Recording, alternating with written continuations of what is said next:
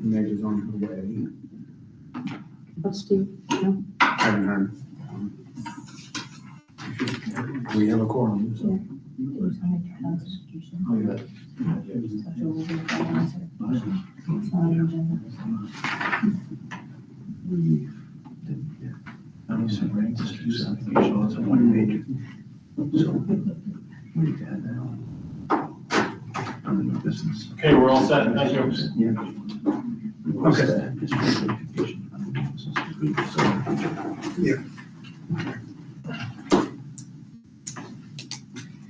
And where, You can do that, I'll turn that if you want. okay.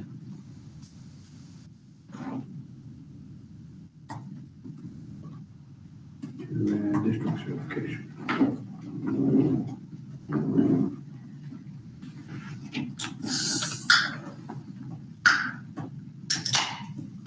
All right. Okay.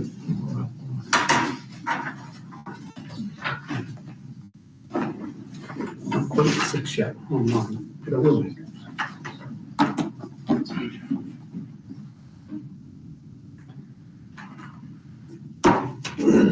We'll keep Steve just 15 seconds.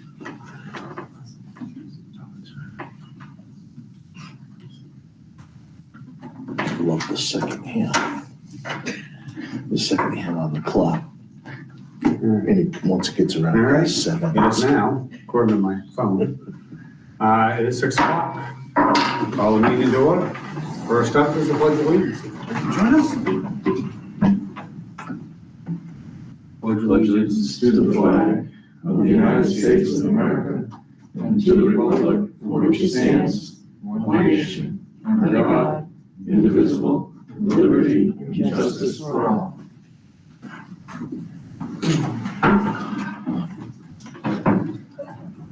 Thank you all. So since this is a special meeting primarily for the purpose of budget, we do not have minutes or rolls of accounts or other reports. And so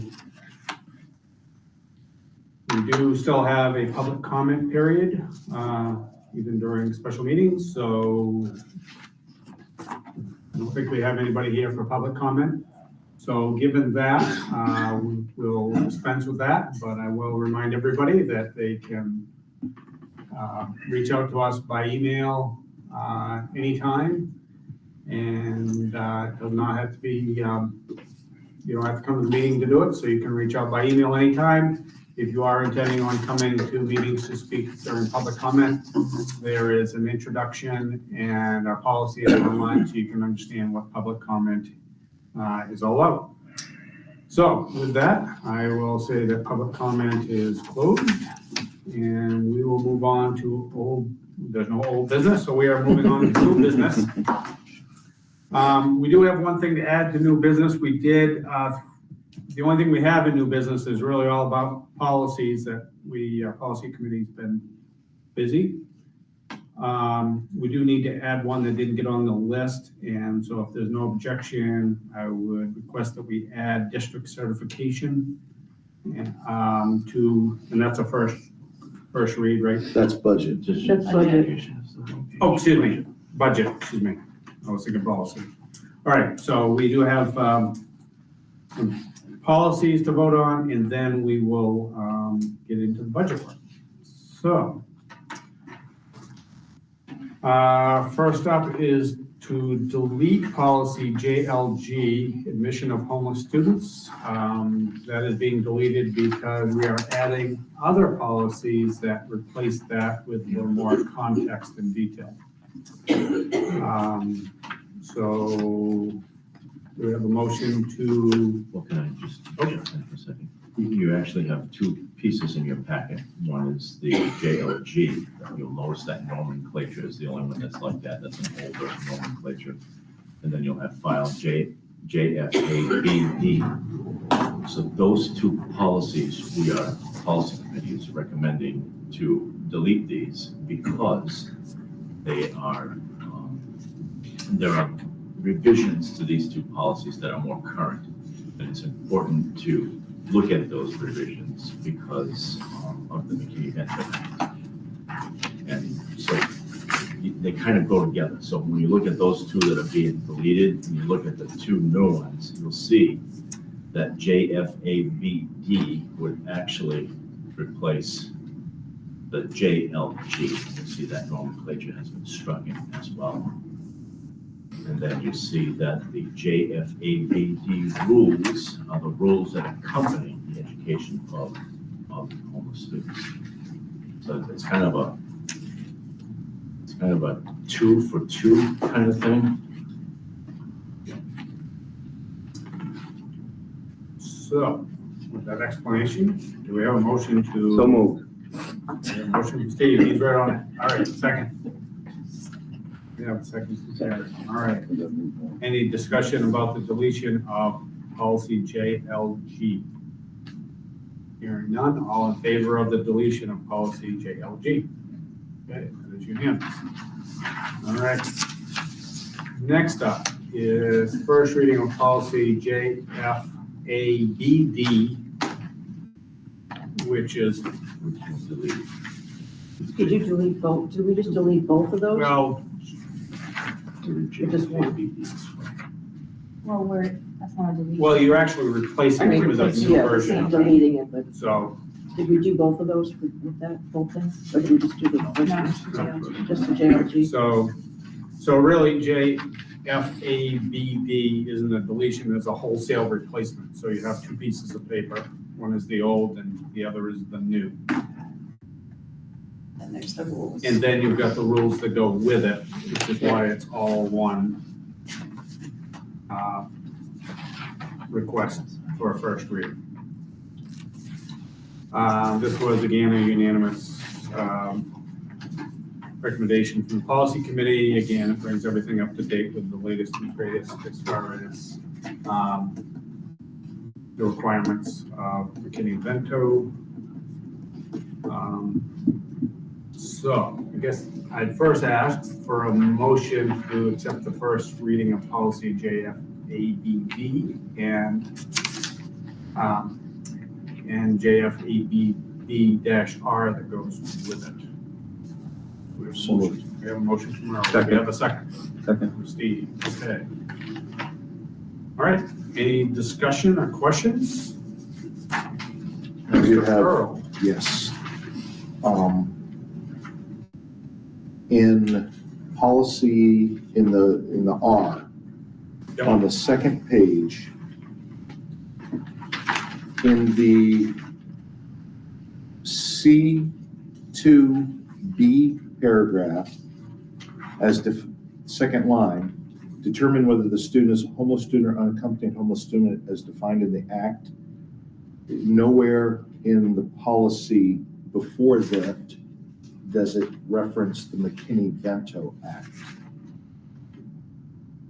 So I would like to recommend that we actually put in the verbiage as defined in the McKinney-Vento Act.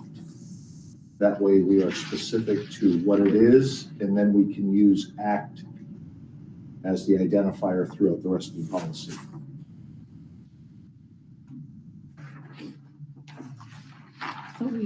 You talked about putting that in. We did, Was that the specific place we mentioned it? Defined in the act, and what you want to do is define what the act is. no, I don't want to define what the act is. I want to say as defined in the McKinney-Vento Act.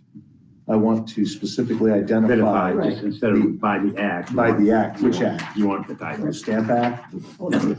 Yeah, I want the specific thing that we're using. Good, So, get that? are you proposing an amendment to that, then? That, Or do you need to propose, can we just change it? You can go with it with this change. okay, And we can have a second reading next time. okay. Yeah. Okay. So, okay. All right, go Because it down. makes it more specific. So, just I might have missed something when you were explaining. So this is, this policy, the R one especially, but I guess probably both, are in relation to a law that was recently passed or something? Is that what, Yes, so there's a McCain-Vento Act, which is for students who are experiencing homelessness. And there are a lot of rules and regulations that go along with that in terms of them being allowed to, for example, enroll in school without having a residence. Our job is to get them in school and to provide them an education and to support them in getting that education. And there are pieces as part of the act that we are required to do in order to support. For example, if they don't have transportation to come to school, we can help them with transportation. If there are barriers for them coming to school, like they don't have funds to purchase clothing or to purchase supplies, we have funds through our title dollars to assist them and help with that. And you also have to have a homeless liaison, an individual who works with the guidance counselors to assist these students be successful. That would be me. you're the homeless liaison? I am. I was gonna ask, that was my next question, was, is that like a specific, I mean, is it like a job title, or is that somebody Some takes on? some districts have an individual that is his or her job is to be the homeless liaison. I am yours for this district. My next question is kind of a follow-up to that. So one of the issues I kind of have with the policy is it indicates that you don't have to have academic records or immunization records.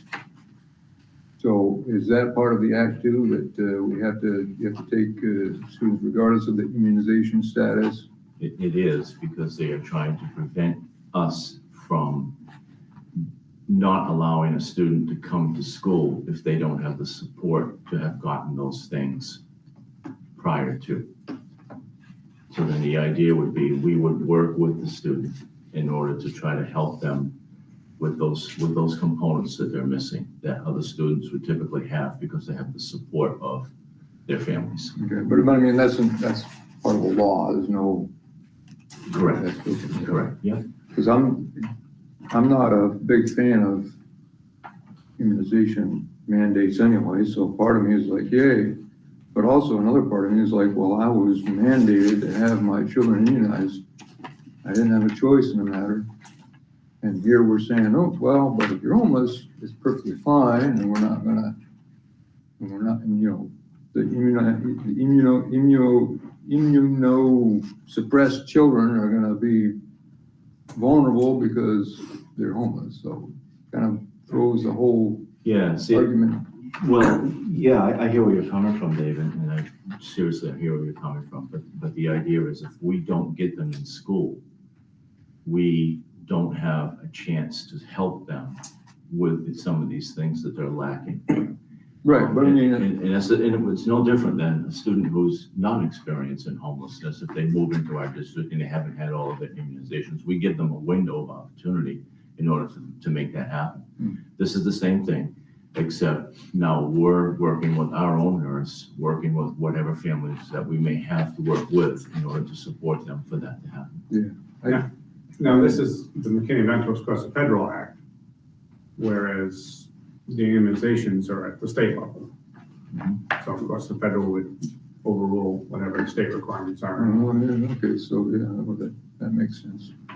It's not gonna be, it would also be us trying to track backwards to try to get any records that didn't come with the kiddo, trying to find out from past schooling where before they were homeless, perhaps, maybe there's some records laying around in somebody's desk drawer Right, that well, we can grab a hold of, And you it know? takes time to get that. It does take time to get that. yeah, I mean, well, that was gonna be my next point, is like, you know, I mean, it's just because you're homeless doesn't mean your doctor's office is homeless, and they can still fax stuff back and Right. forth. Right. You know? Or their old schools Right. might have those records as part of their. So it's not gonna be ignored. It's not like, Yeah.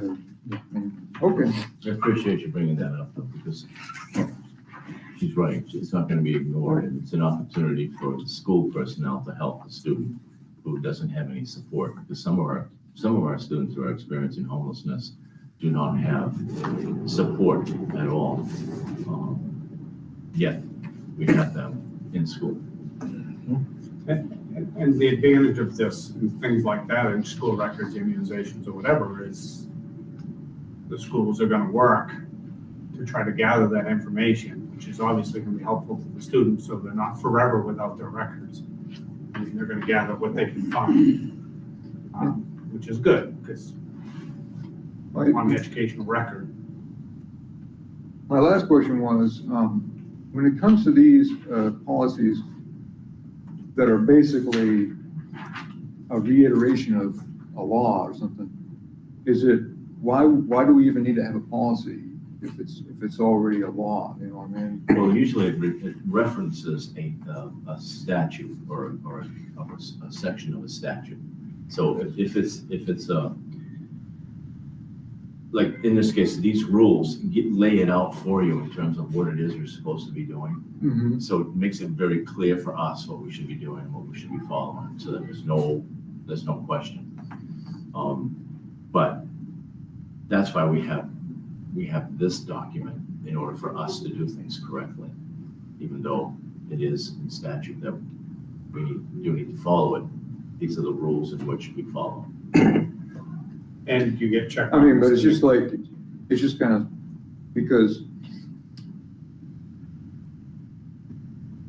I mean, I'm being asked to vote on something that is a law that's already made and everything, so it's kind of like, you know, what's the point of having a vote on something that's already a law?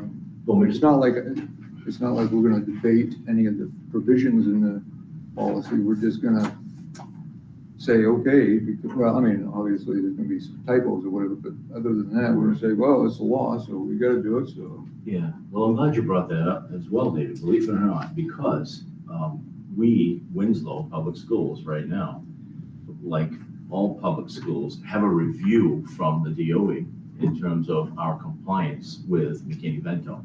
And one of the components of our compliance is to demonstrate that we have a policy in place that explains what McKinney-Vento is and what it is we're supposed to be doing. That's part of the law too. That's part of it as well. So if we don't have that and we're out of compliance, then that's not good for us, Yeah. obviously. Okay. All right. So, Can't fight City Hall, I guess. So this also just kind of makes it more readable. I mean, if you got handed the McKinney-Vento Act and said, okay, here's what we're doing, you'd be reading through that, and it's all legalese. Whereas this is legal, but it's understandable legal. It's in layman's version. Yeah, really.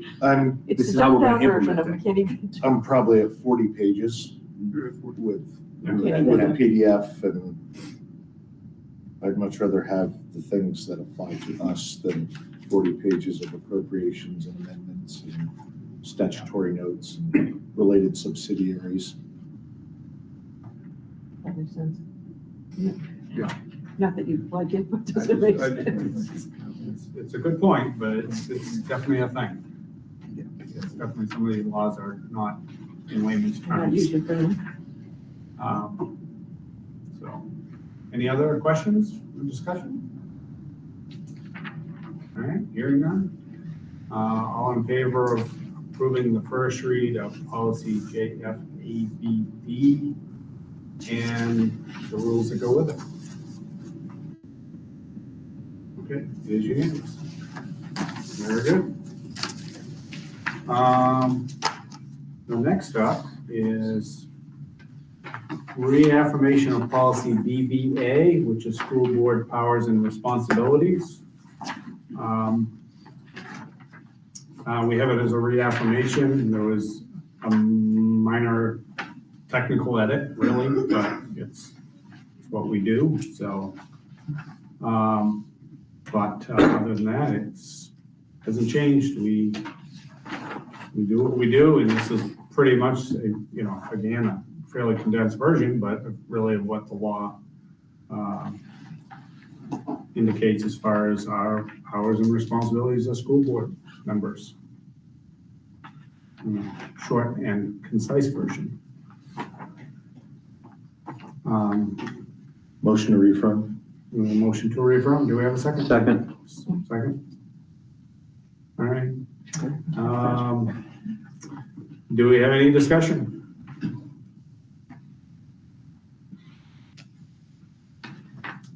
All right. Hearing none. All in favor of reaffirming policy BBA? It is unanimous.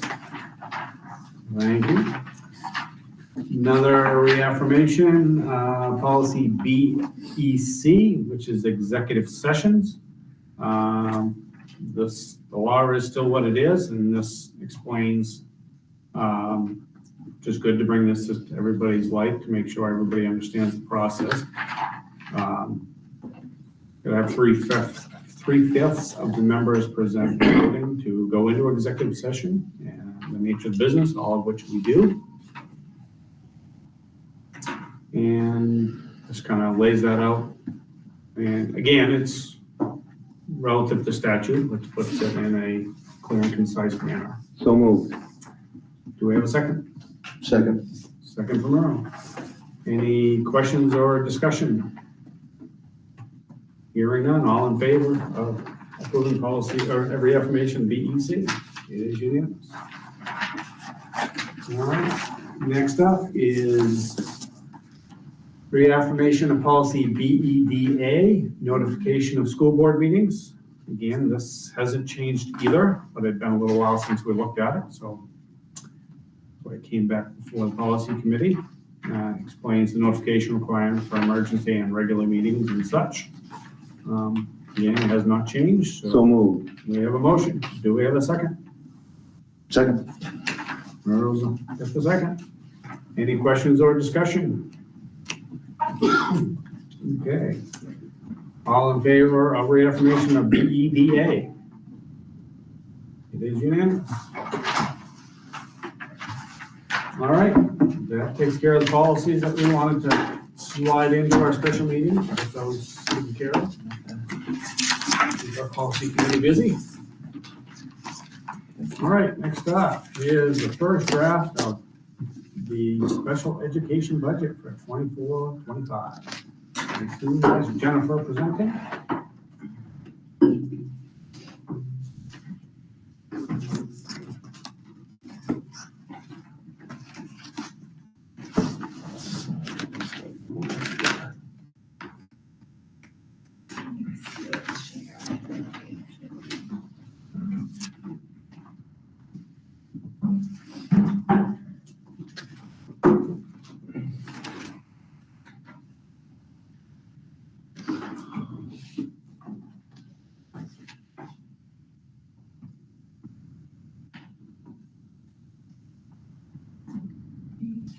Good evening.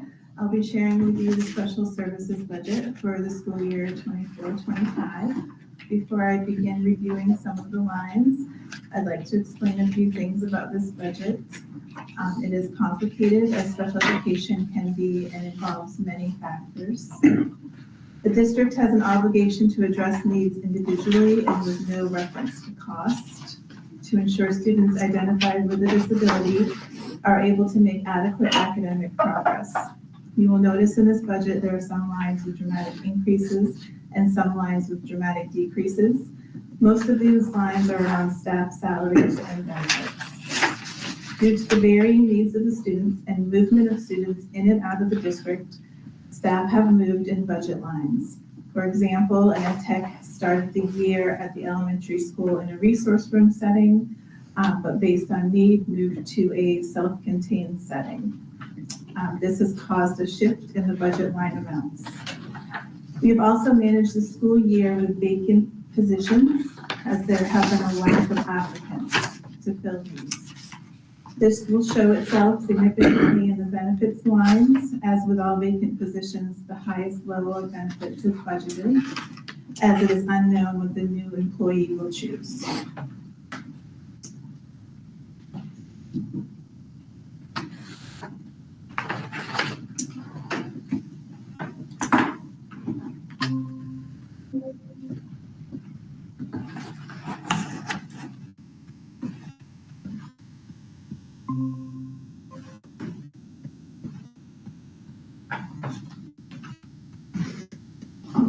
There are several categories where students can qualify for special ed.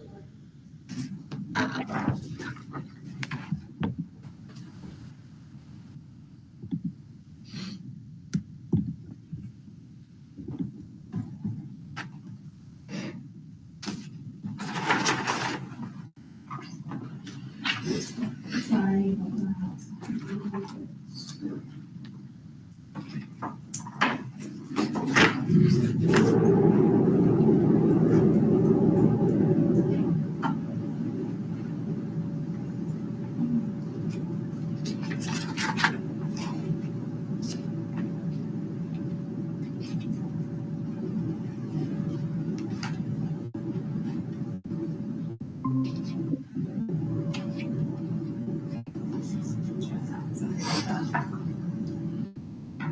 There are several categories for which students can qualify for special education. Winslow has the following numbers in each of the categories. The total number of students in our October child count have increased 8 students from last year and 22 students from the previous year. So there is a steady increase that impacts the caseloads of our current teachers. I have a question about those figures. Is there like double counting? So for instance, if a student is identified as autism and hearing, they would be counted in each of those? No, Okay, they would be counted under multiple. okay. Yeah. So that's 293 unique individuals.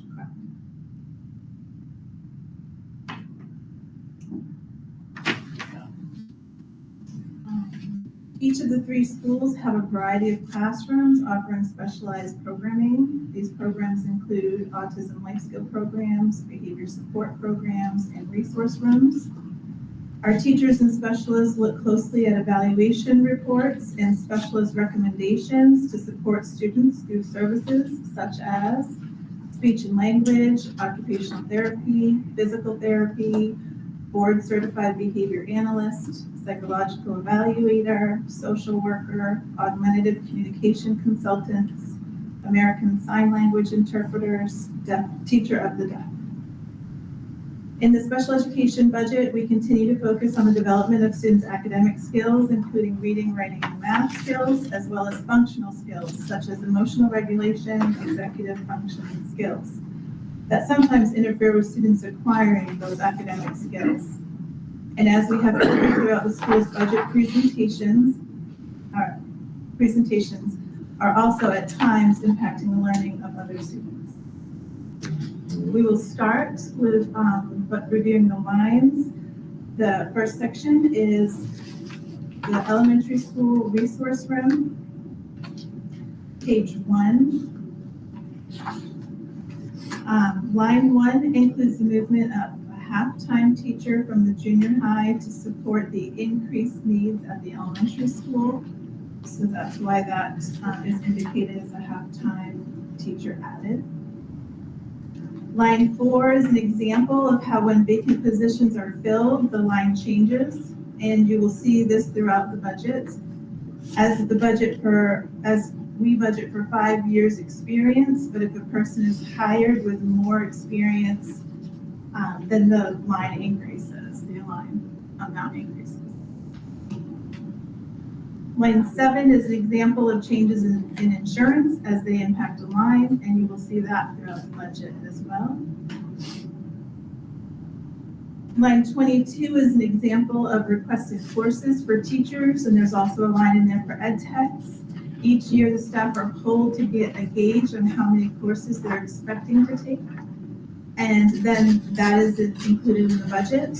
You will see this throughout the budget as well. On page 2, line 31 is an example of requested professional development for staff, as well as staff development offered through the school. You will see this in each department throughout the budget. Line 33 is an example of requested educational materials to support multiple classrooms that fall under the resource category at the elementary school. You will see this throughout the budget as well. Line 34 is an example of technology programs that support our classrooms in meeting academic and functional goals, such as iReady and other programs that are requested. Page 3 starts to get into our self-contained program at the elementary school.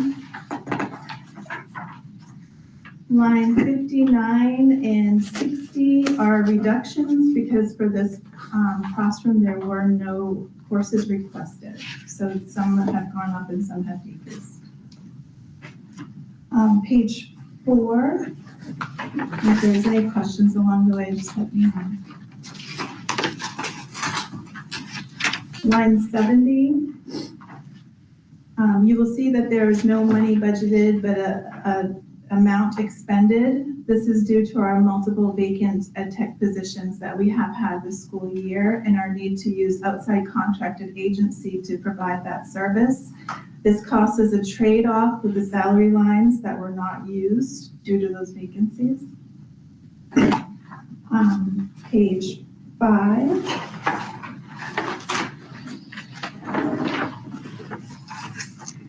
Line 91 addresses the requested evaluations used by our school psychologists to evaluate for suspected disabilities. This is a cost split between the 3 schools as our evaluator works throughout the district.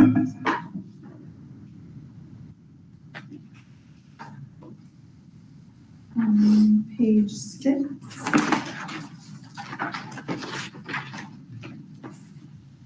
Line 102 is a contracted service line that has been reduced as the amount has been shifted to the junior high. This is due to student movement throughout the district.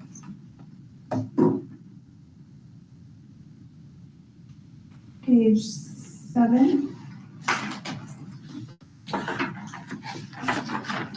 Line 114 reflects an increase of 1 day for a contracted occupational therapy assistant. This is due to increased need for therapy time. Line 118 reflects a contracted service for our physical therapy, and the amount has been shifted to other schools to more accurately reflect the service location for where those students have moved. Page 8.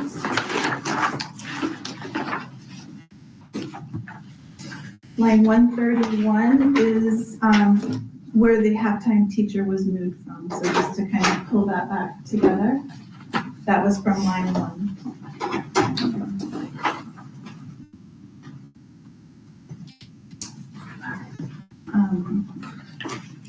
Most of these lines are set up very similar, so I can't really highlight much. I have skipped through a couple of pages, so I'll just give you time to look through that. My next line is on page 11. But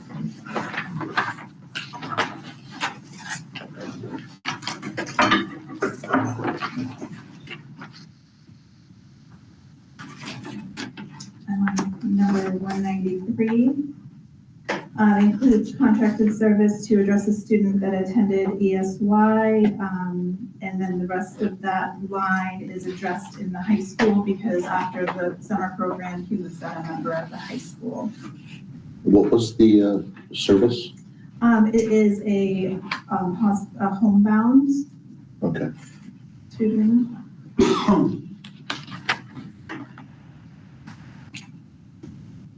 Page 12. Line 211. This line has been reduced, as I will talk later about a proposed position. If we're not able to add that position, then that contracted service line would look differently. This also impacts the contracted service line at the elementary school and the high school, but just wanted to highlight that there, that at this point, that has been taken out. Page 13.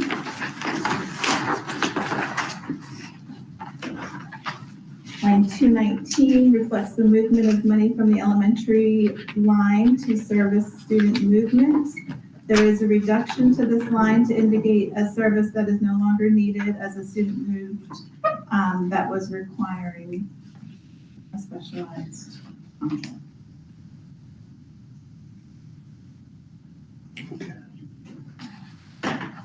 Again, most of the other pages are set up very similar. My next comment is on page 17.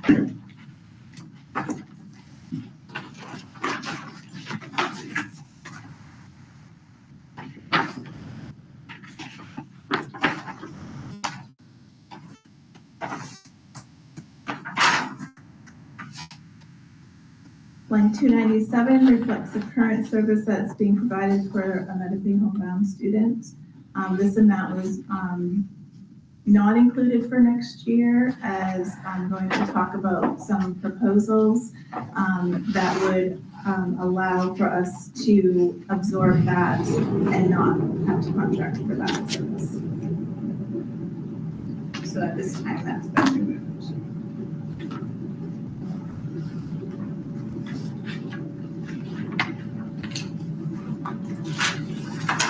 And then I have line 1.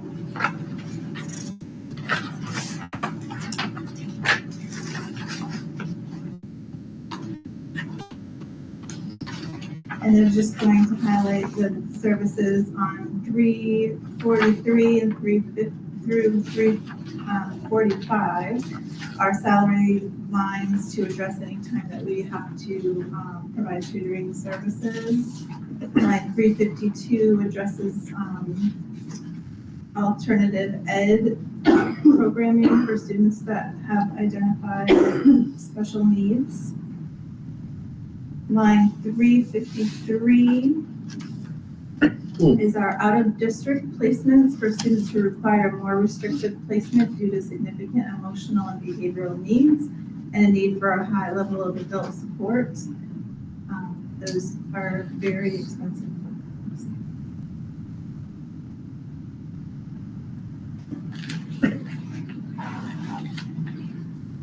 And that was all I had to highlight. If there's any questions.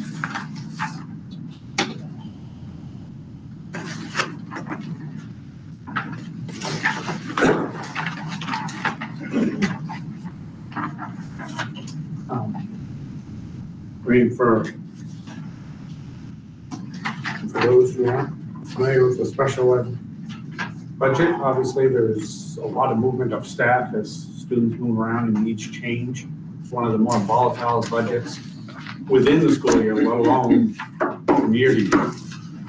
So it's, we're required to meet the needs, and so we have to find the resources to rise. So, Earl. I have a question that I don't know who to ask it of, but what is the impact or the projected impact of the legislation that's coming out of the Education Committee regarding the increase in wages for Ed Tech 1s? Is that budgeted in here? Are we thinking about that?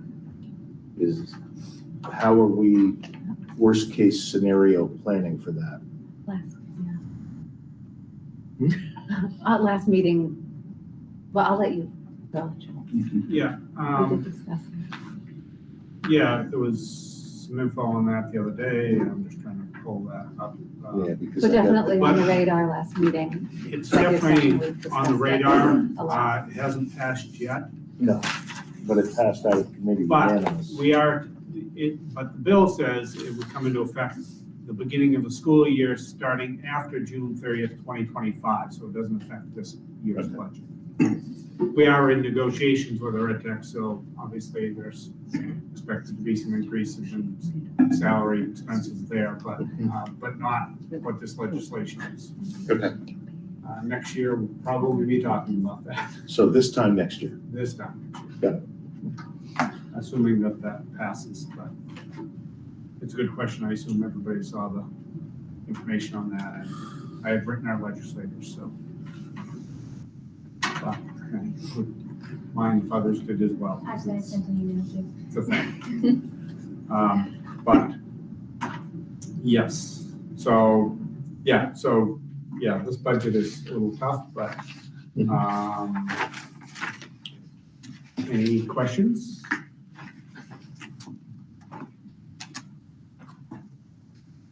See how it all comes together? All right, I have a couple of proposals that I'd like to go through. Sure. Okay?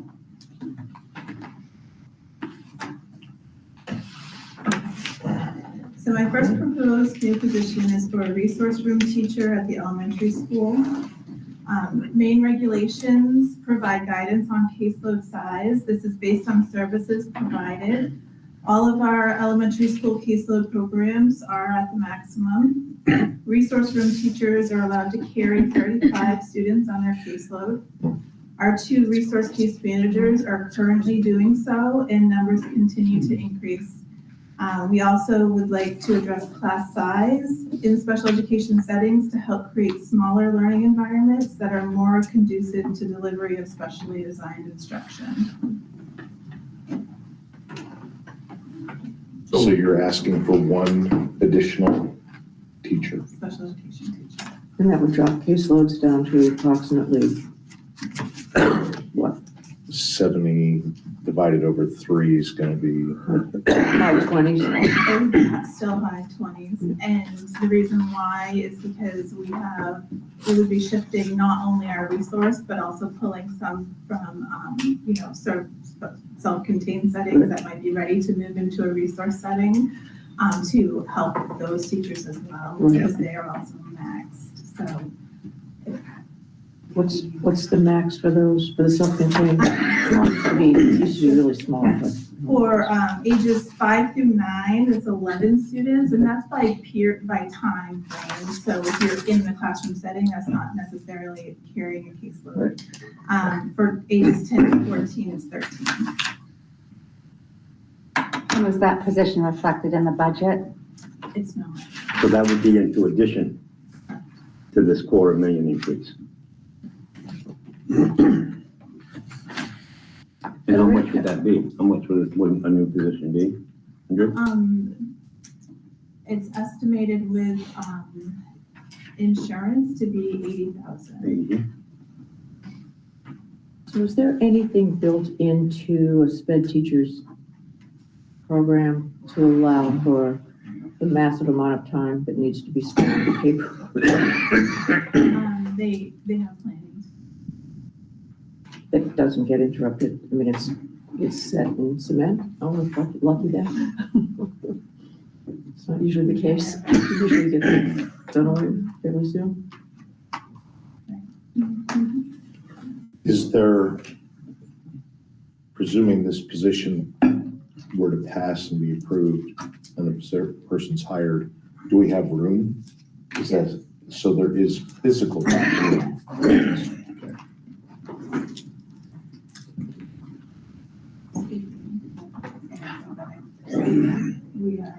We're in agreement on that. Okay. That's it. Good thing we added a few. Good thing, yeah. You have, To talk about. okay. Okay, so, Okay.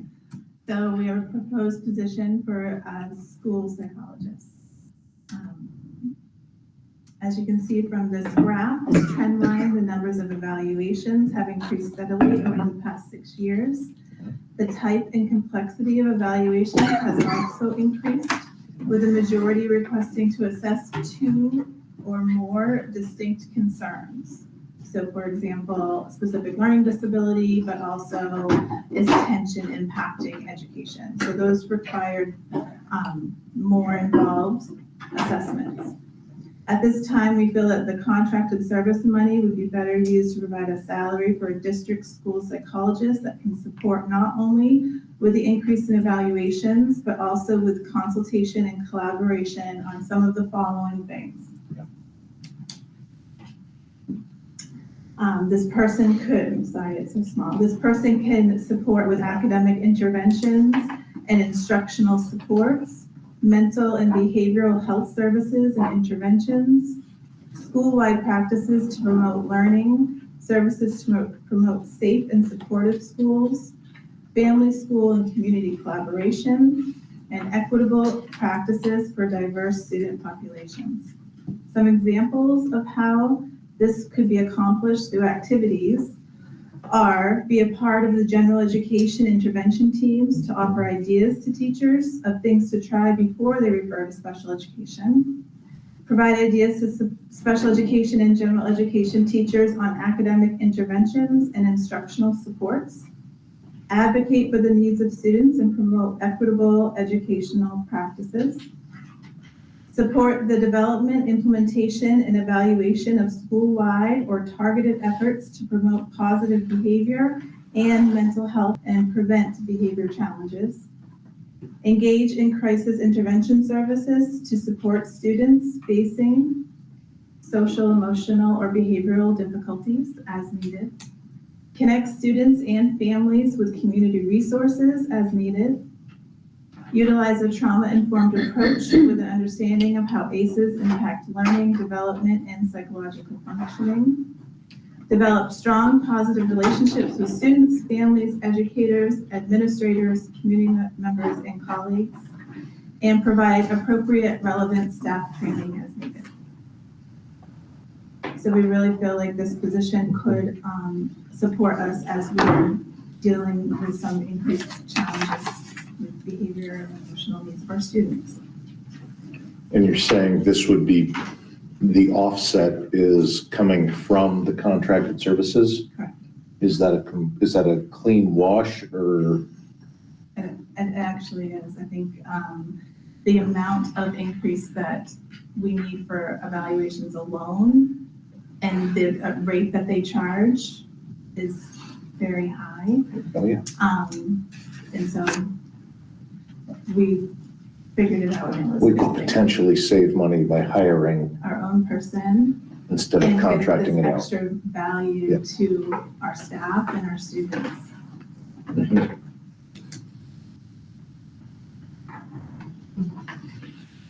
Start building a rapport. Yeah. But that would still be an increase to the budget, because in the budget, you're just showing you pulled the contract services out, but this isn't added in. But if we don't add this, you'd be adding the contracted services. Right back in. So we're spending it either way. Yeah. Yeah. But the school psychologist does a lot more than the contracted person. Oh, yeah. Sure, yeah. And you have, And the training. and you have them, and you Yeah. don't need to. Well, work the around contractor just does contracted testing, this schedule. person Right. does. Good luck, actually. The continuity of services would be far improved with. Yeah. Right. Yeah.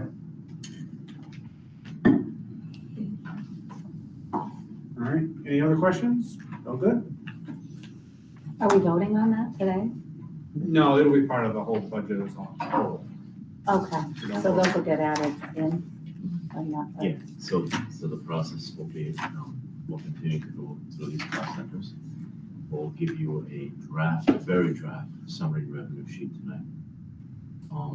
Then we get some direction from you, which I think I know what the direction is gonna be. And then we go back and do more work on this. And then we come back to you on the 25th with some updates of all the information. With you all the heard. proposed, Yeah, okay. and then we probably won't take a first vote on this budget until the April 22nd meeting, which is the same night that the council has their first vote on their budget, because once you take that first vote, it now becomes your budget, and that is what you are supporting as a board to go to the council. And by April 22nd, we should have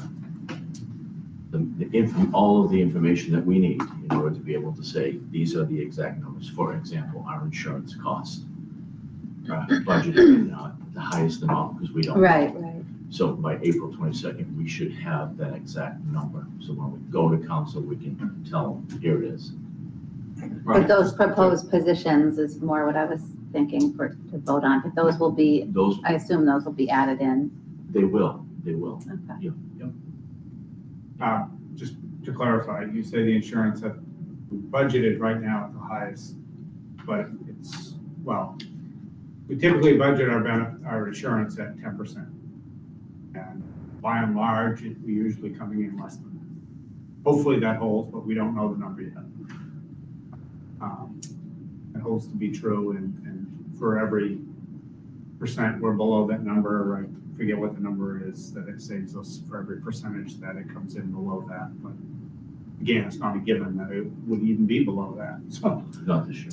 So we don't know, but I just throwing that out there because 10% is a placeholder. Mhm. We have been shocked by that. Rarely, but it happens. I don't want to be a naysayer, but the rumors out there is that it's much higher than 10%. We don't have that budgeted. We have been very fortunate in years past that MEA has brought down the percentage on that. We would, if we came in at 8%, I'd be very happy with what I'm hearing. Very happy. And you're saying 8% increase. Correct. Don't increase. Thank you.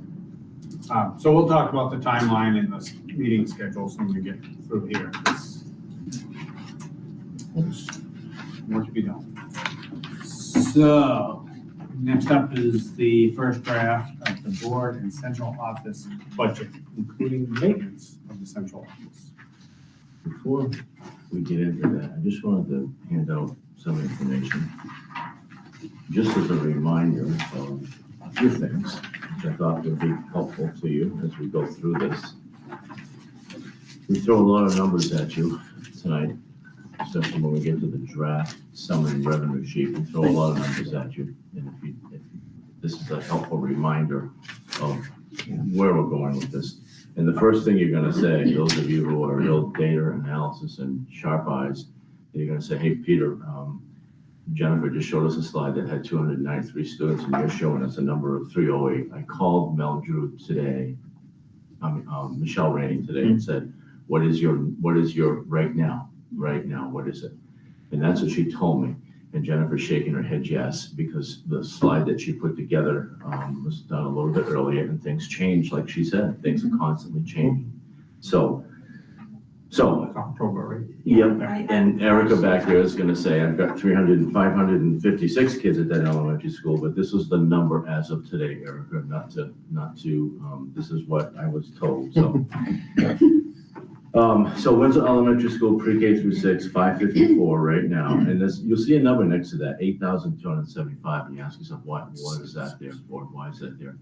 That's there because on our 279, that's what you get for each elementary school student in that grade. So when you say where the revenues come from, that's what that number is. So it's important to have a lot of kids because your revenues are better, right? If you have a class of 17 versus a class of 12, you still need to have a teacher with the class of 12, even though the class of 17 is manageable. But if you have a class of 17, you get that many more revenues to operate your schools, if that makes sense. Winslow High School, 9 through 12, 366 was the number that I had today. You'll notice that the high school number is a little bit higher. You get 8,700 per student there. And then if you look down, totals as of today, it was 1,101. Again, students who receive some form of special services, you'll see that right there, which is a 28%. I'll speak a little more about this, but English speakers of other languages is 10. That's one of the budgets you'll see tonight. We have 10 students that would be in there. Students who qualify for McKinney-Vento. Dave, this comes back to your point. We have 35 kids who qualify for McKinney-Vento services in this district. And that's all grade levels, all age. Superintendent's agreements. This is an important number. Superintendent's agreement is a student that is not living in Winslow. They may have moved at some point. I'll give you a classic example. A student who's in high school, the family has moved to a community nearby. They want to finish their high school years. They want a superintendent's agreement to finish their high school in Winslow High. So the superintendent in the district where they move to has to release the student so that I can accept the student so that the student can come here and finish off their high school years. We get the funding for that student if that happens. On the other side, on the flip side, that might happen to one of our kids, where a student has to move out of Winslow and to another community, or vice versa. They move out of another community into Winslow and they say, we'd love to finish off our years in Lawrence. They do a superintendent's agreement, and so they can do that and not disrupt their education. The important thing to watch here is the number of kids you've got coming in versus the number of kids you've got going out. And if you look at our balance, our incoming students are 49, the outgoing students are 34. However, of the 34 that go out, 5 of them are pre-K students attending Educare because we didn't have room in our own pre-K program. So if we had more room, those 5 kids would still be with us. They wouldn't be necessarily there. Okay, so that's thoughts for discussion as that number grows. Do you add another pre-K? Do you expand your pre-K program? And those are the things that we think about long-term. But it also leads to the point that those kids will likely be kindergartners in Winslow because they are Winslow kids. Yes, correct. Those kids will come to us, which will make that kindergarten class a little bit larger. And I'm sure there's more than 5 pre-K kids that attend Educare that live in Winslow, but that we just don't know about. Well, if we do, they haven't done superintendent's agreements. Because I don't think, for like their 3-year-old program or 4-year-old program, Right. it's open to Waterville Winslow, so they don't need that grievance. Correct, and we wouldn't offer that service, right? This would be just for the 4-year-olds. Yeah. Yeah, right, exactly. So that, okay, so that's 4 years. Just because my kids came from there and we didn't have superintendent's agreements because that's where they started, so. Right. No, you're right. At the bottom of this, you'll see tuition students. This is very important as well. The majority of our tuition students come from Vassalboro. We have some that come from China, but the majority come from Vassalboro. So you'll see that we have 29 regular tuition. Now, what does that mean, 29 regular tuition? That means that you get the full tuition price for those 29 at $12,558.90. That was this year's price. I want to make sure I'm clear with that. That's this year's price. Next year, we haven't calculated that in what you're going to see tonight. So that will help us with our revenues when you see us again at the next board meeting. Then you'll see 17 tech students. What happens there is if you are a tuition student and you go to the tech center, we only get 66% of the funds for that student. The tech center gets the other fund, the remaining funds. So we have 17 students that go to the tech center from Vassalboro. So that means it's $8,288.88 per each student. And then the tech center gets that. So that's important because on the draft summary revenue sheet, you're gonna see a number there and you're gonna say, where'd that number come from? I'm telling you, that's what that is. Okay? And those families pay that out of their pocket. No, let's stay. It's state. Oh, okay, because it's what it was tuition, I was like. Yeah, and and that's confusing because Vassalboro does not have a high school. And so if their students Oh, come there's just here. no superintendent agreement, they have options. and that's Exactly. it. Okay. Exactly. School of choice. So I'm glad you brought that up, Meg, because I was like, oh my God. No, I'm glad you brought that up because here's why this is important. If you're offering a good program and they think it's a good school, they send their children here. So if they send their children here, there's a benefit to us when they get to be in high school. Huge benefit. Now, Chad and his high school staff, Chris, they do an outstanding job with the recruiting portion to that, inviting Vassalboro parents to come and hear about what the opportunities are at Winslow High School. They do an outstanding job, and I will tell you that over the last few years, the numbers have increased from Vassalboro, which is really nice to see. With smaller classes in Vassalboro. Right. Because Waterville does the same thing. Waterville will have a Vassalboro host day where they bring the students in and the staff talks to the students because there are benefits associated with every student you bring into the school, into your system. It's the critical mass to be able to offer programs and services and Offer an AP class where before you couldn't. Right, and then you got more students in it. Or a good football coach. It's worthwhile to do. Happening for. Yeah, a lot of them come in It all for helps. sports. Sports is another Because reason. we start them we feed them up for the youth program. My kids were in plenty of youth sports with basketball kids, and they ended up coming to school in Winslow. Yep. That is through youth sports and then into school sports, so, yes. I'm gonna pull a Will Backman on you, even though Will's not with us this evening. And I'm gonna go right to the back, of page 4 of this. And I'm gonna show you that the increase in this budget currently is at 77,441. And the majority of that increase is due to increases in salaries and benefits. It's due to increases in insurance cost.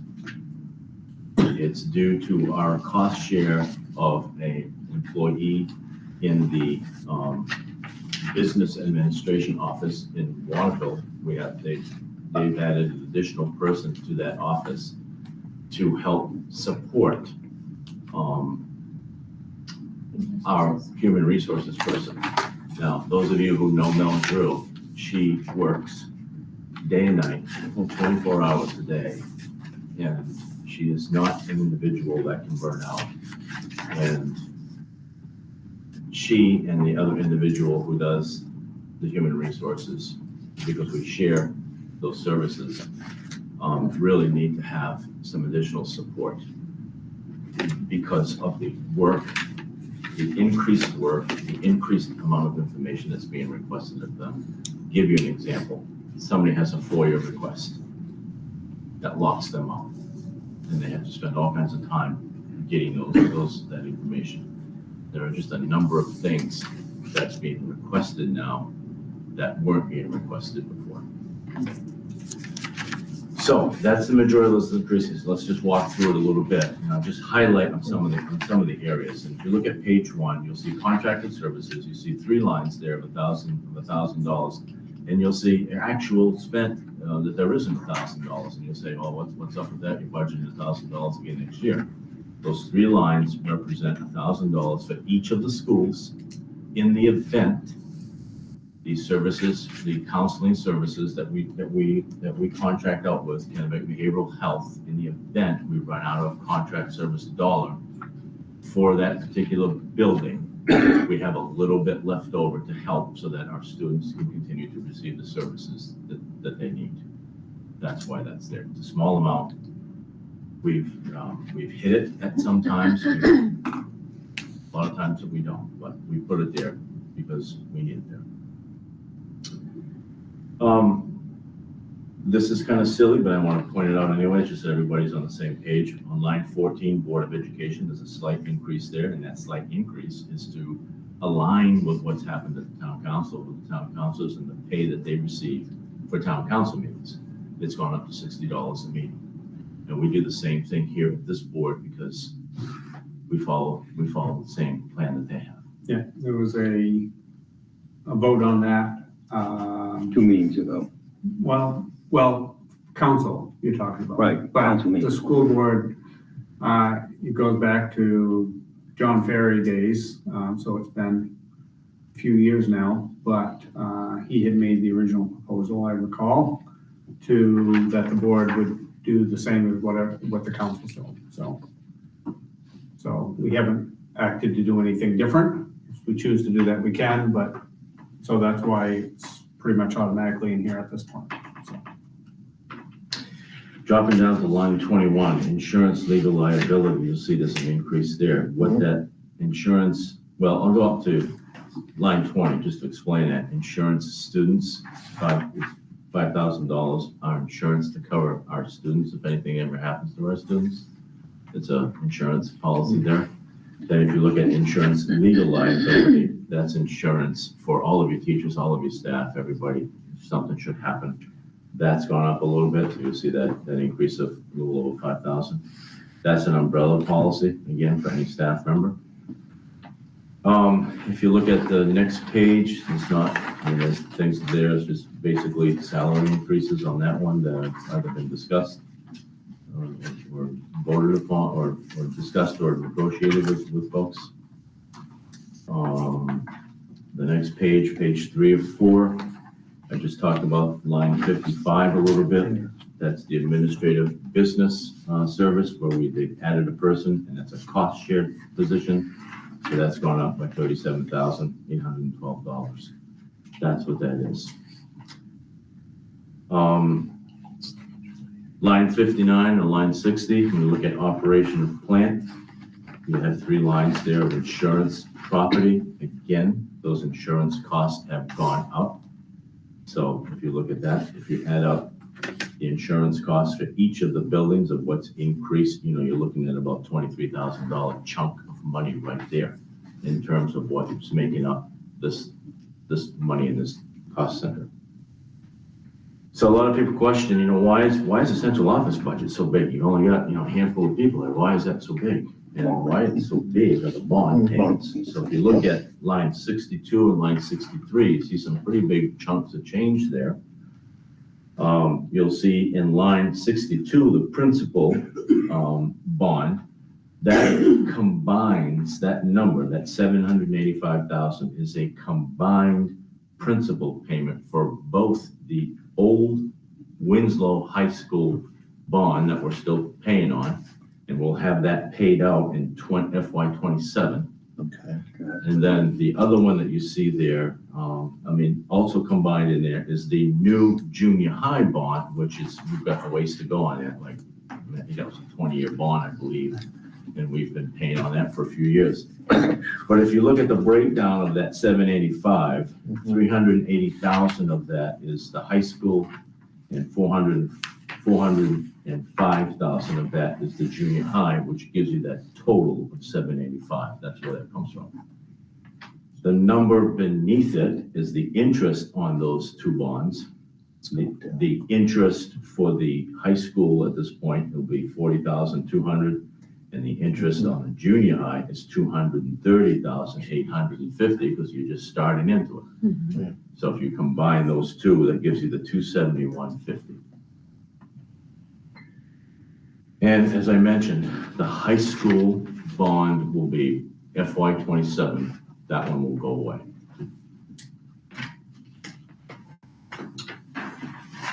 The next page is page 4, and that's Shelley's page. And it's pretty straightforward, but I want to give Shelley the opportunity to answer any questions you might have on that page or anything that you might want to highlight on that page. Going down. Nothing crazy. Just real briefly here, because it'll be the last time I'll be presenting the office budget. I'll just briefly come up for this. Don't say too much, we'll all start tearing up. They're really rubbing in. No. You're gonna miss it. I will. And well, Joel and I, we've been together for a very long time. I remember the first meeting that Joel attended at the old Winslow Junior High. I'm just gonna tell a quick story. We wondered where you were going with Well, I was that. thinking about how long ago it was, and I got voted in at the same time we voted in to do this high school edition, so, yeah. Well, at that time, we were still working with the architects, and we were still during the sediment of the time that people didn't want to see the junior high go away, and it was Save Our School. And I remember Joel sitting in the audience, and he was asking for public input. And Joel kind of raised his hand, and at the time Elaine Miller was the superintendent in Winslow, and Gary Smith was the business manager. And they had him come up, and he had the same type of shirt on. He had his little notebook come out of his pocket, and I went, "Oh boy, we're going to be here a while." But he was very cordial and very, asked a lot of good questions, and fortunately he was around for the long haul, so that's a good thing. That was, I think it was Jeff. What was Jeff's Jeff name? Peters. Jeff Peters yeah. was the chair of the school board at that time. That was a very long time ago. Gary Zemrak was on the board still. Was Gary that- Zemrak was Okay. on the Yes, board then too. yeah. So it was a long time Carl ago. Kuhn, Braun. I That's a long time ago. Yeah. Blast from the past. As I say, 100 years ago.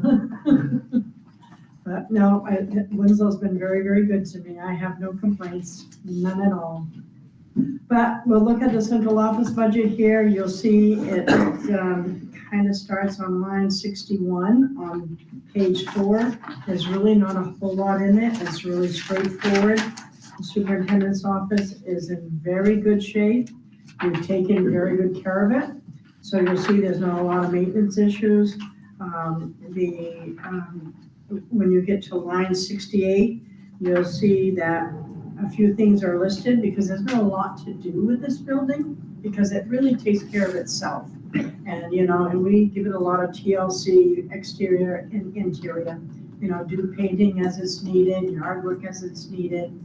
But we also annually, we do the heating and air conditioning maintenance. So we have pools come in and take care of that, take care of pest management, equal security for the building, and then simply another $1,500 for any other incidental things that come up as with anybody's home or building. You got things that happen during the year. But that's pretty well something. And then as you look down on line 71, you'll see it reflects the wonderful price we got for fuel oil for next year. So that's a good thing. So are there any questions? I have just a comment. I didn't know that you were retiring. What's that? I didn't know that you were retiring. Oh, I must have been a meeting. You just- I must have missed, I missed, no. And I just have to say that I hope we have a succession plan. Thinking about having someone like shadow you here this whole, but your knowledge, but also like your way about you that is going to be so hard to replace. So, Well, I've made a lot of friends in Winslow as long as I've been here forever. I was telling Larry the other day, I said to my husband, I said, I'm trying to think, there's not a lot of other people here that have been here when I came here. And that's even years ago when I started driving a school bus, but don't worry, I'm not really going away. I'm going to be around. Chances are I'll probably go back to driving a little bit. And because I've got to work. I'm not going to sit home and watch TV all day. That's just not going to You can't go from 150 to nothing. yeah. Couldn't do that. No, there's no couch potato here. No. So All I'm administrators excited. that retire become bus drivers, so. Hal set the standard, so. I can tell you where that standard ends. So 20 I'll still be around, so, and I believe me, many times I've told Peter, you're gonna be okay. I'll be here, you need me, you'll be okay. I'll have to take you, always will be.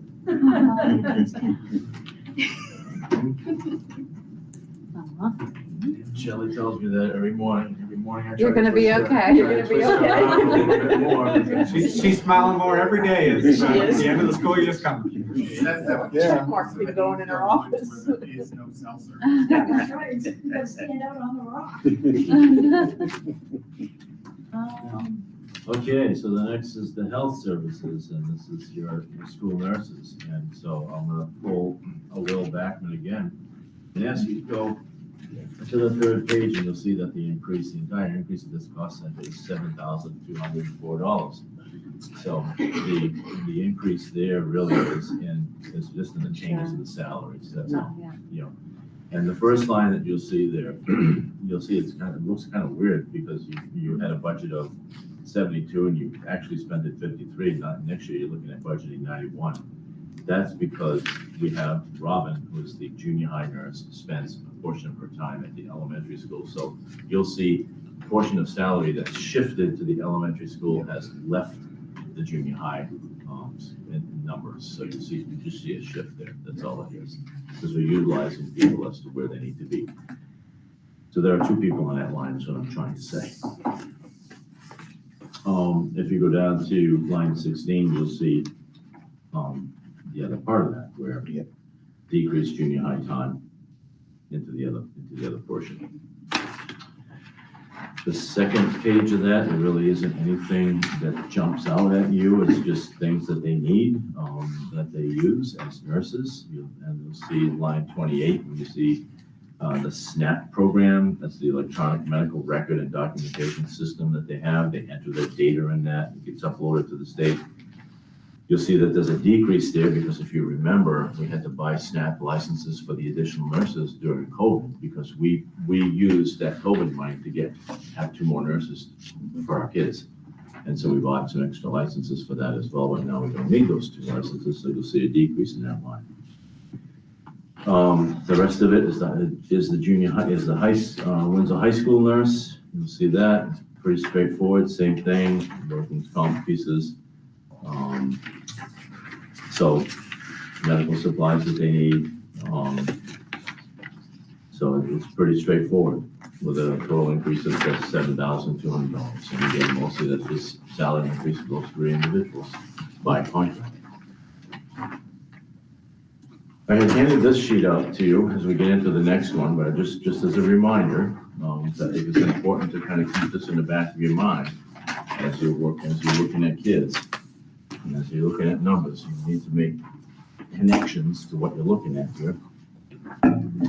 This is the number of English language learners and multilingual students. And we're going to get into this cost center in just a moment, okay? And what you see is, you see a total of 10 students. We started the year with 5 students. At one point this year, we had about 16 or 17 because we had an influx. And that's when we absolutely could not, the teacher that was doing this absolutely could not do it because so many students at different places with different needs. So we hired an Ed Tech 3 this year, even though it wasn't budgeted. We had to find the money by not buying something else, or as you know, Jen didn't have a lot of Ed Techs filled positions, so we were able to cover that.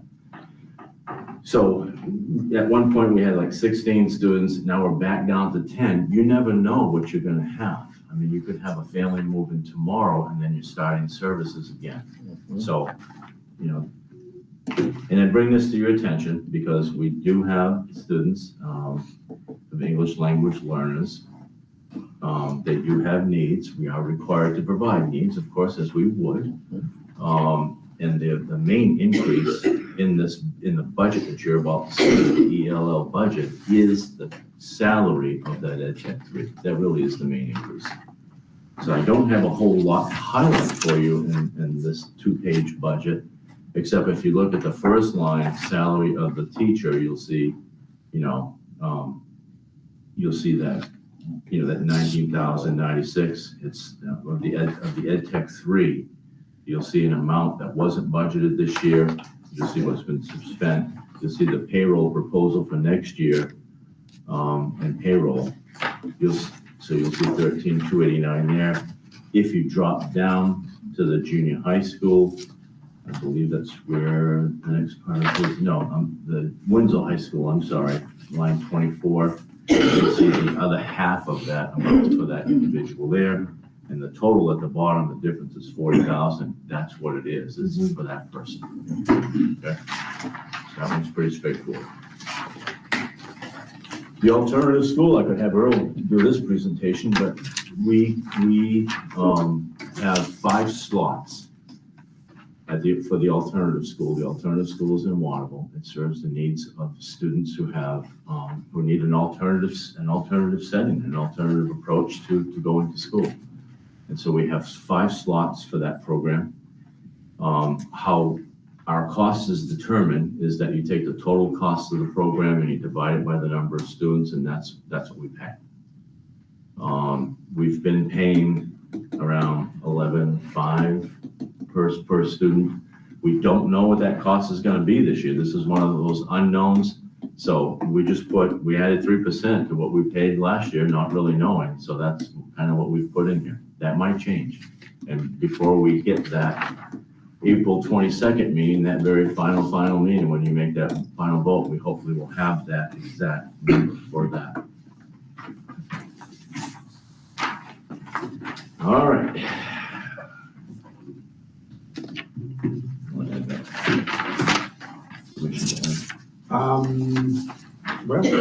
did mention it earlier, but we will bring it up. We're looking for requests for permission to add district certification, the first draft of that to what we're doing. Is that a motion or just kind of a thumbs up? I think just a thumbs up. I think it's, yeah, if there's no, No objections to no add it? objections. None. No. Okay, all right, keep going. So district certification, every school district is required to ensure that the people that they have working with them who are teaching your students are certified, they hold the proper certification. So what you see here, basically the breakdown of how that works. So we have a governance board chair, and we have building reps. We have building reps in each of the buildings. At Winslow Junior High and Winslow High School, our building rep is Trish Souveny. Our building rep for the Winslow Elementary School is Carrie Whitney. We also have mentors who mentor new teachers by, there's a statute that says if you're a new teacher to a district and there's certain requirements, you need to be assigned a mentor. So we have mentors, Crystal St. Pierre and Gail Martin. And so if you look at this particular budget, you'll see that it's actually down a little bit from last year because they don't anticipate needing some of the mentors that they had to have this year. So it's not a large amount of money, but it is down a little bit, which is good. Okay. Now, the next one. And I want to caution you. This is one of those where this is still very much being worked on. All right. So the numbers that you see in this on this sheet represent your revenues that you will hopefully receive in order to support this budget. How do you pay for all this, right? So part of the issue that we have right now is that some of the revenues that are currently on this sheet are this year's. And we haven't calculated those yet, and I'll explain that as we go through. So these numbers will change, and I will tell you that most likely they'll change to good. Okay, so we'll be better off on the overall revenue picture. But the first thing that I want to bring to your attention is the top line on this where it says total request. Everything that you've heard for the last several board meetings, all of the presentations, if you were to add everything up that you've heard about, excluding the new positions that have been requested, excluding those, our budget, our entire total request is up. Right now is 19,987,566.56, which would be a total increase of a 6.17%. And that's an increase of 1,162,021.88 over last year. Okay? So, in that big number, you've heard Jennifer tonight make a comment, and she said, I took contracting services out in order to see if we can make a psychological, an evaluator possible, because it's a way of saving money. In that big number that you see there tonight, we've had conversations with the athletic director, as an example, and said, Jim, do you have any teams that haven't had enough students to participate in? And Jim comes up with a number, says, I haven't had I'm making this up, I haven't had a boys tennis team at the JV level for the last 10 years. I don't have to. So it's kind of like a projection. We don't eliminate the position, but we eliminate the amount, anticipating not having enough students to form a team. Okay. So there was like $38,000 that we didn't put in that big number. So we've done some things like that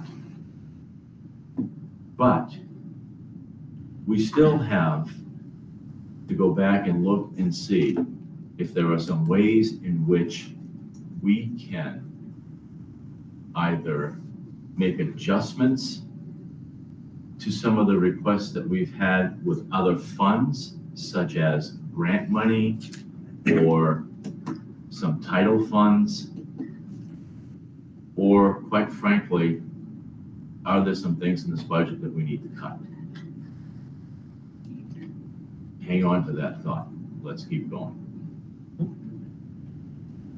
If you look at the state subsidy, right, that first line right under state subsidy, and you go all the way over to column 2425, you'll see a number there of 9,607,239.42, which was an increase of 8.58%, or 759,129.44. We did well with that this year.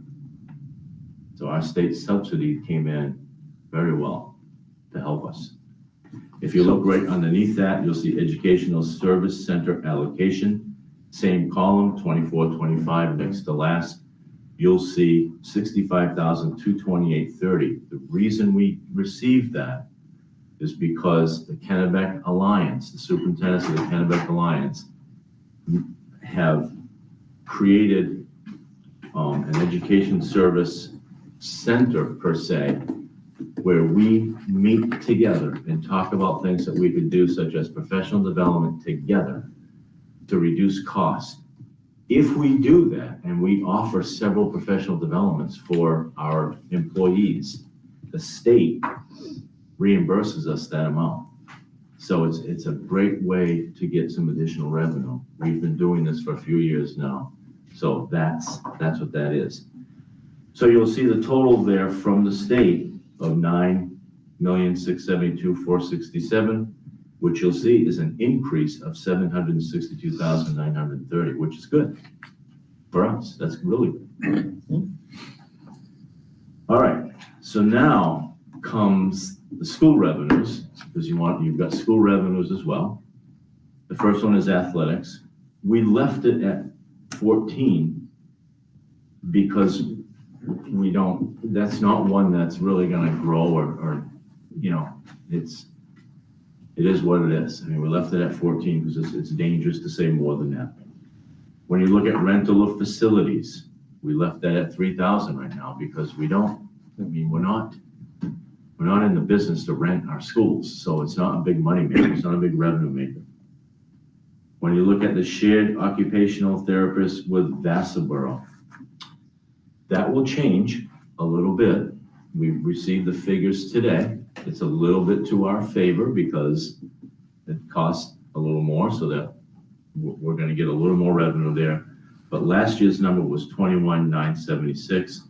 That'll increase a little bit, and you'll see that next time. If you drop down to the shared courier, we will have a courier again next year.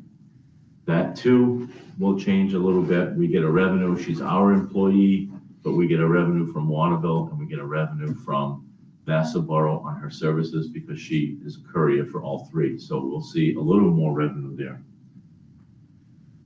You see the shared maintenance director with Vassaboro, that's Shelley. So that's a revenue we receive for Shelley for a portion of her salary from Vassaboro. That will go up a little bit, not much, but a little bit. So that revenue will be a little bit higher.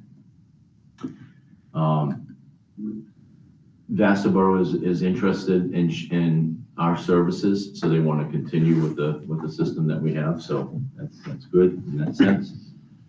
The state agency clients. This is a tough one because we don't know what we will receive for state agency clients. What that is the state will place a student in our district because they don't have a place to place them. They're not in their homes. It's not necessarily on the McKinney-Vento. They may be there for other reasons. I'm sorry. So it's like foster care. Like foster care, yeah, thank you. So that's what that is, and we never know. So last year, you'll see that, we had put that amount in there. we have that amount in there right now. We may or may not leave that amount. We just, right now, we're not quite that high as we look at our revenues. We're not quite there, so we're gonna be a little short with that this year. So we may adjust that a little bit. Town tuition, secondary. If you go all the way over, we left the 467,945 in there. I talked about that at the beginning of this meeting. These are the Vassarboro students that we get.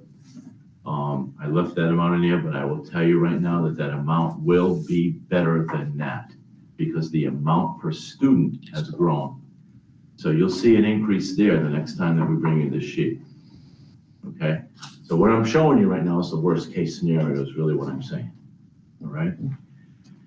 So then when you look at town tuition, special ed, you'll see we left the 50 in there. We work with Jennifer on that because Jennifer works as the special ed director in Vassarboro. She tries to get a sense of how many kids that are coming to us from Vassarboro that will need special education. And when you have special education students, the percentage that you receive, you remember that number I showed you, the 8,000 number before, you get an adjustment to that percentage, 0.15 or a point adjustment. So you get a little bit more for those students, which reflects that 50,000 that's there. So then if you look at that, you see the total of our school revenues is 648,876. Again, that'll change to the good. Again, this year, surplus carryover, in order to help local taxpayer, we've put in 350,000 from our undesignated again in there. We didn't have to use any of that last year. So we're still able to keep that in there. We don't want to increase that because that's not a place where you want to keep growing things, but that's what that is. So then if you look at the bottom, total state and school revenues right now as it stands, and again, I sound like a broken record, but that will go up a little bit. We've got 10,671,343.87. If you look at our total request at the top, that leaves us with a tax appropriation of 9,316,222.69. You see that number right underneath, which would be a 4.48% increase over last year to the locals, which would come out to 399,091. That's where we stand right now. But then there's this big however, right? And the big however is additional positions. I feel like I got some type of game or something. A card dealer.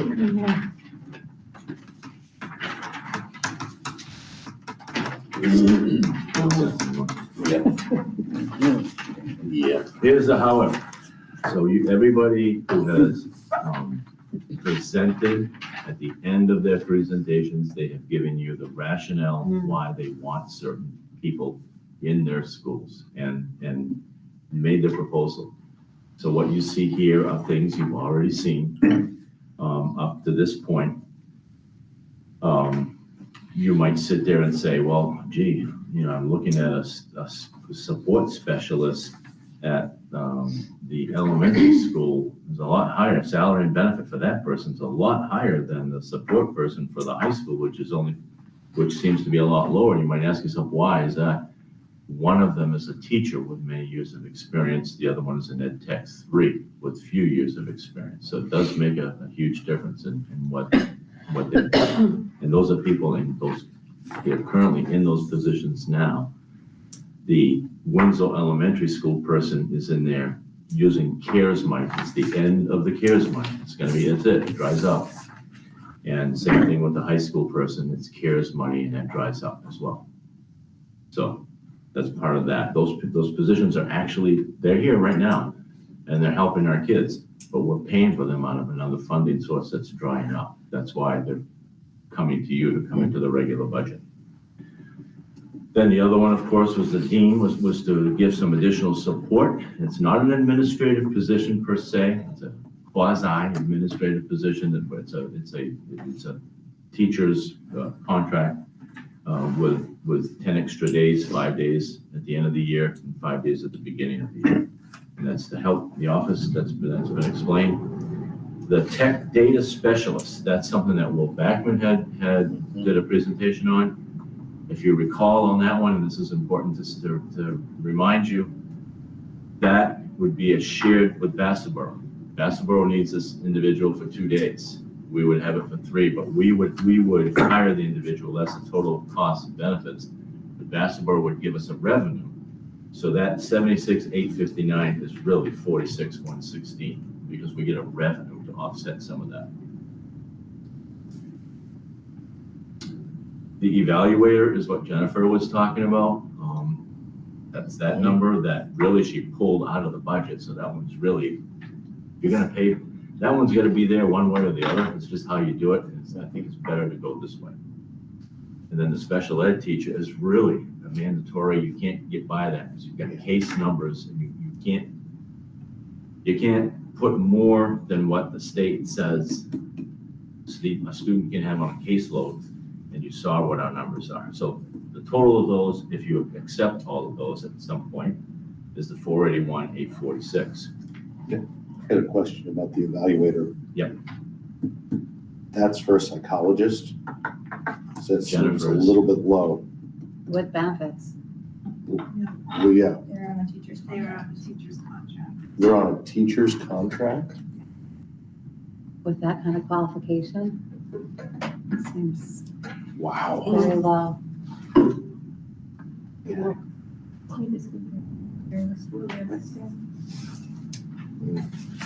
Civil service system, yeah. Just wonder about quality. All right, so if you take that 481,846 and you, let's say that you're gonna say, okay, we're going with everything, and you add it to the 399,091 that's at the bottom there, you're looking at 889,37 total on the local side. However, this is where there's a big however. We are going to get together, we've already started as an administrative team, to look at what are some of the areas, what are some of the things that we can do to either reduce this budget through some other, reduce these requests through some other funding source. Or maybe there are some things that we simply cut out because we can't. It's not a number that we can bring forward. It's too big. Because that would just about double our request from the local. Yep. A little more than double. Yes. We are,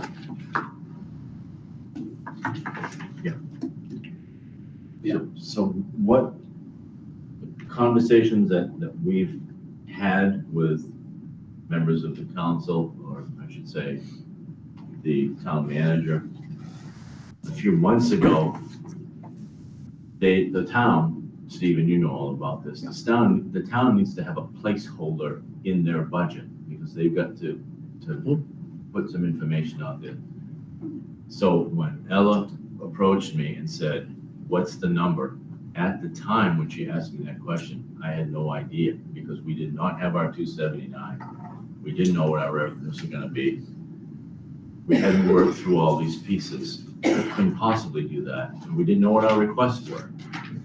So she said, well, in past years, Erica, former town manager, had just put a 3% placeholder in there for your budget.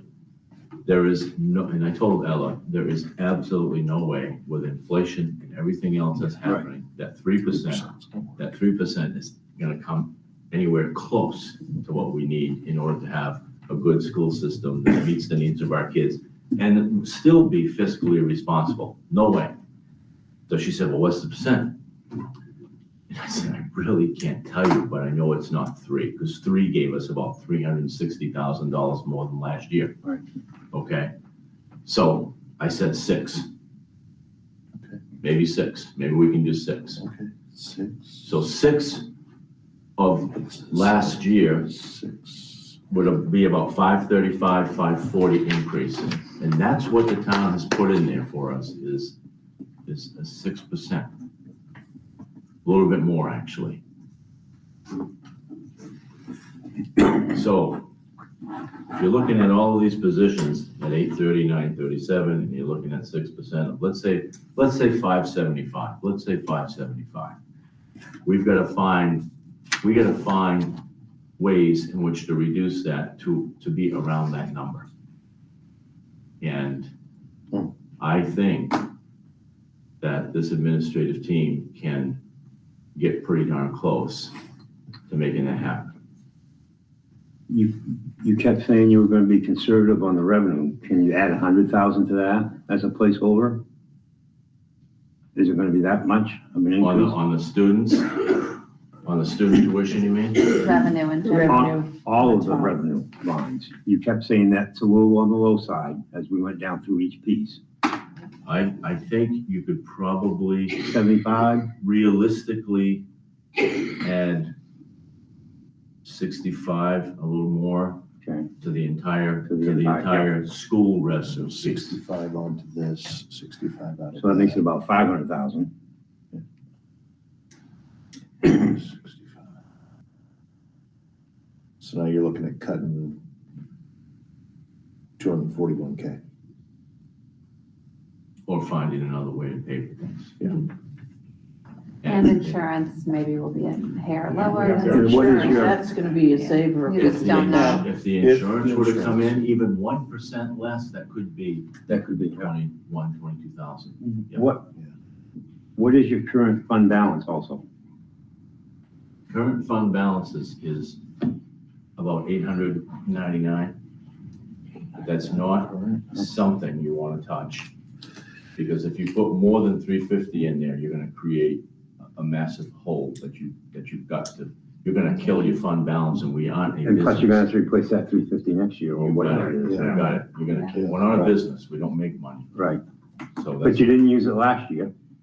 we didn't use it last year because we still had some Here's CARES money, okay, funding that we were paying for things. okay. So here's the thing. Give us time. The administrative team will work this. We've already started to work it. Amanda and I need to go back and look at the revenues from Vastaboro. We need to look at that number. We need to do that work. And then we'll come back here at this table at the 25th with an updated sheet that's gonna be a more realistic, clear picture if you are to put Plus 65. these positions in here. And that's the goal, is to try to get the positions in and try to find a way to pay for those positions with other means. Well, my understanding is if we came in at 6%, that would be quite acceptable Yes, to the group over there, yes, that they're talking about no tax increase, if we Correct. can do that. that's what we're trying to do. That seems very close. And that would be a real plus, I think, for That's- everybody. That's what we're trying to do. I'm glad you said 6% then. Yeah, yeah. It was just, Well, given what inflation is. Yeah, it was a good error. Plus. Number. I mean, there's no way you're gonna have a budget that's going to be less than the inflation rate. I mean, That's just- true, yeah. it's- As long as the population isn't shrinking, I tend to say. so that's where we're at right now. And when we come back. we hope that- I gotta talk to you about something before you leave today, too. No, yep, and this, for our new members and such, I mean, this is the process. We do get to this point where the realization of we can't afford everything that we have in the budget. And I shouldn't say realization, I mean, you come to a culmination of the whole budget, and now you look at it as a whole. And, because you can't compare the whole thing when you don't know what's. But it going doesn't on. feel like we have to do massive cuts. It's like, it's close. It's like we can sprint. Well, we did well on state funding, Yes. Yeah. which was a Yeah. big plus. It doesn't always work that way. But we also know that we can't go in with this number and then the positions either, so we've got, And it's amazing that we're that close in the quality of education and supports for these kids, just as a parent I have a child in each building, and it's just top-notch people and services and supports, and you're adding support. And we're so close, and it's just amazing. Very good. Well, it's important for everybody to know that, our budget isn't bloated with stuff that, was just placeholders. I mean, we only ask for things that we feel we need to deliver the services that we should be delivering. And I think can't Joe, emphasize that enough. I mean, we need to continue to emphasize that. That's a really important, valid point. This is a, we build budgets based on trust.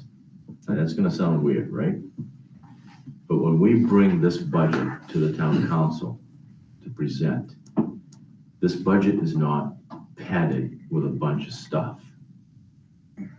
We bring them a budget, and you folks are the voices of this budget, because you've seen it, you know what we've got in it, you know what we're gonna suggest cutting out of it next time we meet. It's not padded. You've seen our budget lines when we do a budget abstract, and you say 64% of the years gone by, and you've spent 3.5%. 3.5%. There's nothing, it's not like 64% of the years gone by and you got 70% of your budget left. That would be a padded budget. So if the feeling and the understanding is we're bringing the council a budget, and I've had this conversation with Ella, we're bringing you a budget that we feel is a number that we need to run a good school district, as Meg just said, and we're trying to be fiscally responsible. And Steve, like you just mentioned, if 6% is something that they hold to, I think we can be okay. Yeah, yeah. If not, if somebody says, nope, that's too much, you're gonna cut 400,000, we're dead in the water, because that's now cutting people. Yeah. So we can make that number anything that anybody wants it to be, but they need to live with the carnage of what it's gonna do to the school district. My feeling is always you work with the council. You don't work against them. We work as a team. We're a community. We work as a team. And that's what I've been trying to promote. And I felt that from thus far. I felt that. So I'm hopeful that if we can make these cuts, we're gonna be real close to what that number is, and we'll be okay. And what percentage last year was the school budget of the town budget? Last year, the town budget went up 1.5 million. Of that 1.5 million, we accounted for about 376,000 of that increase. So we were a third of the increase. We were a Less. third of the increase, even though we're 65% of the total budget. So if you do the math on that. Yeah. But, and I don't want to go there, and the other thing is with that is, you get pie charts and stuff, and if you get a pie chart, you just look at and you start doing the pie chart stuff, and you say, this is the cost to do the town, and then whoop, there's a school, 65%, oh my goodness, the school's the problem. Well, no, that's not the issue, it's not right. and some years we need what we need, as a percentage, Right. last year, the town had some initiatives that Right. they had The to town has address. increased their side of the budget more than we have. Right, but In the last obviously they're several taking on some, some projects that, in many cases, they're underway and they need to be done, They Chaffey have to Brook, get for done. example, Chaffey Brook has to get done. it's gotta get done. They tripled the paving budget, So they had, you gotta do it, so, So that's what we are. so. Well, Motion. Thanks, everybody, for Oh, all your time and effort. I can't imagine. so the administrators, they don't need to hang around. We do need to talk about that schedule, just to make sure everybody's aware of that schedule. Moving forward, we can talk about the schedule. We do have, The administrators. okay, So we let's do have- this motion really quick, just to approve these appointments, then talk about the schedule. right, we'll do that. So vote on appointments. Motion we to have- take them all as a group. We have a motion taken all as a group. Do we have a second taken as a group? Okay. Any discussion? All in favor of taking them as a group? Unanimous. Okay. So. do I have a Motion to approve the appointments. Second. Second. All right. Any discussion? All in favor? Excellent. We have one resignation. Cora is our Oh, no. girls varsity lacrosse coach because we have a co-op lacrosse program was proposed. Cora has done a wonderful job with that, having known her personally on that front on this, and that's great. Thank you for your service, Cora. We have no other business that I am aware of. So, next meeting. So we have, our regular meeting is March 25th. So that is in a couple of weeks, so that's our regular meeting, and that is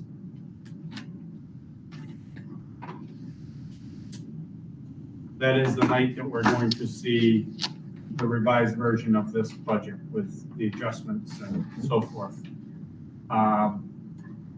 Now, that also happens to be the same night as the council meeting, which they need to, no, that's the next one, right, that's April. Okay.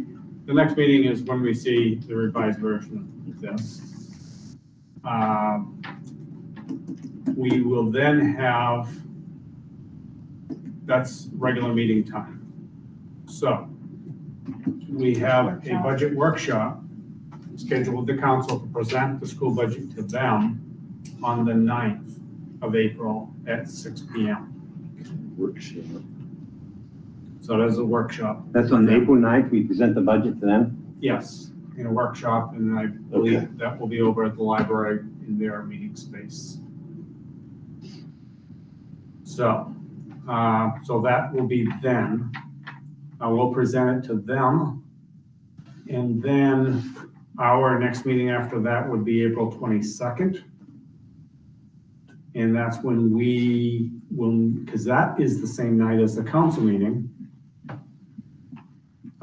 We will need to have our meeting on the 22nd at 5 o'clock. So that, and it'll ultimately be a short meeting because we need to, hopefully at that point, we're in a position to approve the first read, right? That's when we do that. The first read of our budget, we have to do that so that then the council can then act upon it at their meeting. Because